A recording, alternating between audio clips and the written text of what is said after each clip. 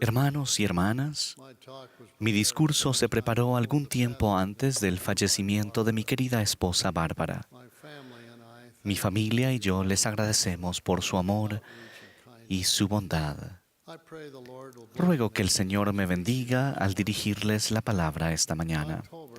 En octubre de 1918, hace 100 años, el presidente Joseph F. Smith recibió una visión gloriosa. Después de casi 65 años de servicio dedicado al Señor en la Iglesia de Jesucristo de los Santos de los Últimos Días, y apenas unas semanas antes de morir, el 19 de noviembre de 1918, se hallaba sentado en su habitación meditando sobre el sacrificio expiatorio de Cristo y leyendo la descripción del apóstol Pedro del ministerio del Salvador en el mundo de los espíritus después de su crucifixión. Él escribió: al leer, me sentí sumamente impresionado. Mientras meditaba en estas cosas, fueron abiertos los ojos de mi entendimiento, y el Espíritu del Señor descansó sobre mí, y vi las huestes de los muertos.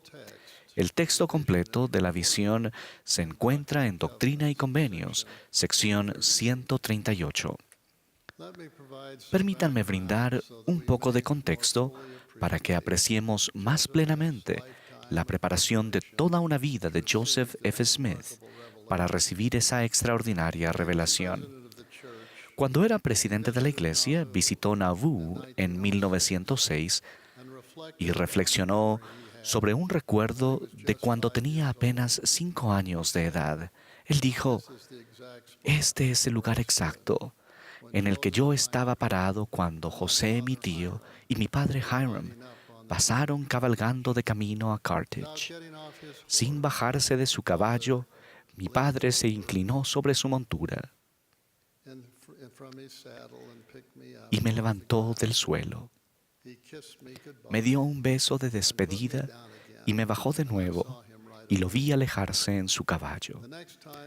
La próxima vez que Joseph F. los vio, su madre Mary Fielding lo levantó para que viera a los mártires tendidos uno junto al otro en el suelo, después de haber sido asesinados brutalmente en la cárcel de Carthage el 27 de junio de 1844. 2 años después, Joseph F., junto con su familia y su fiel madre Mary Fielding Smith, abandonó su casa en Nauvoo para dirigirse a Winter Quarters. A pesar de que aún no tenía 8 años, Joseph F. tuvo que conducir una de las yuntas de bueyes desde Montrose, Iowa, hasta Winter Quarters, y más tarde hasta el Valle del Lago Salado, a donde llegó cuando tenía casi 10 años. Espero que ustedes, niños y jovencitos, estén escuchando y se den cuenta de la responsabilidad y las esperanzas puestas en Joseph F. durante su niñez. Tan solo 4 años después, en 1852, cuando él tenía 13 años, su amada madre murió, dejando huérfanos a Joseph y a sus hermanos. Joseph F. fue llamado a servir una misión en las islas de Hawái en 1854, cuando tenía 15 años. Esa misión, la cual duró más de 3 años, fue el inicio de una vida de servicio en la iglesia. Tras regresar a Utah, Joseph F. contrajo matrimonio en 1859. Durante los siguientes años, su vida estuvo llena de trabajo, responsabilidades familiares y 2 misiones adicionales. El 1 de julio de 1866, a la edad de 27 años, la vida de Joseph F.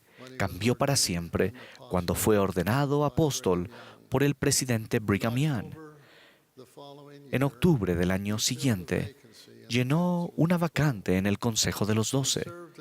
Prestó servicio como consejero de Brigham Young, John Taylor, Wilford Woodruff y Lorenzo Snow, antes de llegar a ser presidente en 1901. Joseph F. y su esposa Julina tuvieron su primera hija, Mercy Josephine, quien tenía tan solo 2 años y medio cuando falleció. Poco tiempo después, Joseph F. escribió: ayer se cumplió 1 mes desde que mi adorada Josephine murió. Ah, si pudiera haberla salvado para verla crecer hasta convertirse en una mujer. La extraño todos los días y me siento solo. Que Dios perdone mi debilidad si está mal amar a mis pequeñitos como los amo. Durante su vida, el presidente Smith perdió a su padre, a su madre, a un hermano y 2 hermanas, a 2 esposas y a 13 hijos. Él conocía muy bien la tristeza y la pérdida de seres queridos. Cuando su hijo Albert Jesse murió, Joseph F. escribió a su hermana Martha Ann que él le había suplicado al Señor que lo salvara y preguntó, ¿por qué ha de ser así, oh Dios? ¿Por qué tenía que ser? A pesar de sus oraciones en ese momento, Joseph F. no recibió respuesta sobre el asunto. Le dijo a Martha Ann que, en cuanto al tema de la muerte y el mundo de los espíritus, los cielos son como bronce sobre nuestras cabezas. Sin embargo, su fe en las promesas eternas del Señor era firme e inmutable. En el debido tiempo del Señor, las respuestas, el consuelo y el conocimiento adicionales que él había buscado sobre el mundo de los espíritus llegaron al presidente Smith mediante la maravillosa visión que recibió en octubre de 1918. Ese año fue particularmente doloroso para él. Estaba afligido por el número de muertos de la Guerra Mundial, el cual continuó en aumento hasta superar los 20 millones de personas. Además, una pandemia de gripe se extendía por todo el mundo, cobrándose la vida de hasta 100 millones de personas. Durante ese año, el presidente Smith también perdió a otros 3 preciados miembros de la familia: el elder Hiram Mack Smith, del quórum de los 12 apóstoles, su primogénito, y mi abuelo. Murió repentinamente como resultado de una perforación del apéndice. El presidente Smith escribió: no tengo palabras, estoy paralizado por el dolor, tengo el corazón hecho pedazos, palpitante como si quisiera dejar de latir. Ah, lo amo, lo amaré por siempre jamás. Y así es y siempre será con todos mis hijos e hijas, pero Él es mi primogénito, el primero que me dio el gozo y la esperanza de un nombre honorable y sin fin entre los hombres. Desde lo profundo de mi alma doy gracias a Dios por Él, pero lo necesitaba. Todos lo necesitábamos. Era de gran provecho para la iglesia y ahora, ¿qué puedo hacer? Que Dios me ayude. Al mes siguiente, el yerno del presidente Smith, Alonzo Kessler, murió en un trágico accidente. El presidente Smith describió en su diario personal: este accidente fatal, de lo más terrible y desgarrador, ha vuelto a cubrir a toda mi familia con un sombrío manto de pesar. 7 meses después, en septiembre de 1918, la nuera del presidente Smith y mi abuela, Ida Bowman Smith, murió tras dar a luz a su 5.º hijo, mi tío Hiram. Fue así que, el 3 de octubre de 1918, habiendo experimentado un intenso pesar por los millones de personas que habían muerto en el mundo por causa de la guerra y la enfermedad, así como también por la muerte de los miembros de su propia familia, el presidente Smith recibió la revelación celestial conocida como la visión de la redención de los muertos. Él hizo alusión a la revelación al día siguiente, en la sesión de apertura de la Conferencia General de octubre. Aunque la salud del presidente Smith había declinado, habló brevemente.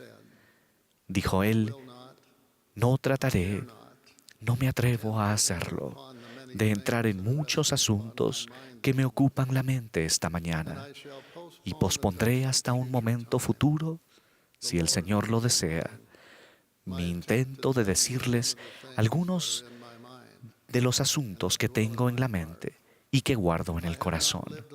No he vivido solo durante estos últimos 5 meses. Me he apoyado en el espíritu de oración, de súplica, de fe y determinación. y he tenido continuamente una comunicación con el Espíritu del Señor.